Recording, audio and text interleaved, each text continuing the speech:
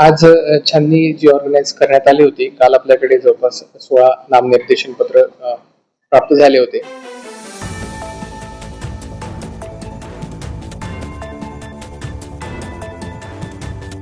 त्यातल्या ज्या त्रुट्या होत्या त्या पण देखील आपण लेखी कळवल्या होत्या आणि त्याबद्दल पूर्तता ही कालच प्राप्त झालेली आहे.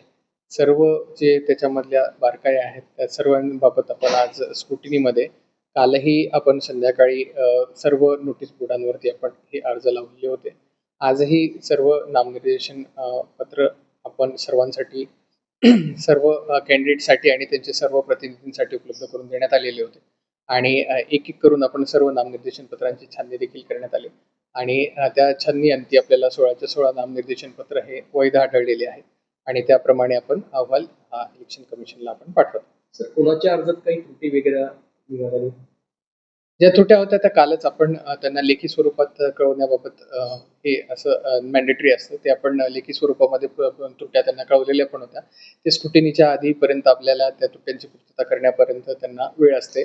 आपण ते देखील त्यांना लेखी स्वरूपात कळवलं होतं, परंतु कालच संध्याकाळपर्यंत ह्या सगळ्या त्रुट्या ज्या आहेत त्या परिपूर्ण करून आपल्याला कार्यालयीन वेळेमध्ये ह्या सर्व प्राप्त झाल्या देखील होत्या आणि त्याप्रमाणे आज आपण स्क्रुटिनी करत असताना कुठल्याही कॅन्डिडेटनी किंवा त्यांच्या प्रतिनिधींनी इतर कुठल्याही कॅन्डिडेटबद्दल कुठलेही ऑब्जेक्शन रेज केलं नाही. त्यांना सर्वांना सर्व अर्ज जे आहेत ते अवलोकनासाठी आपण दिलेले होते आणि प्रत्येक अर्जाची एक एक करून आपण छाननी देखील सर्वांच्या समोर केलेली आहे आणि त्यामध्ये कुठलेही आपल्याला ऑब्जेक्शन्स देखील प्राप्त झालेले नाहीत. हे सर्व अर्ज वैध ठरले. किती उमेदवार आता रिंगणात आहेत?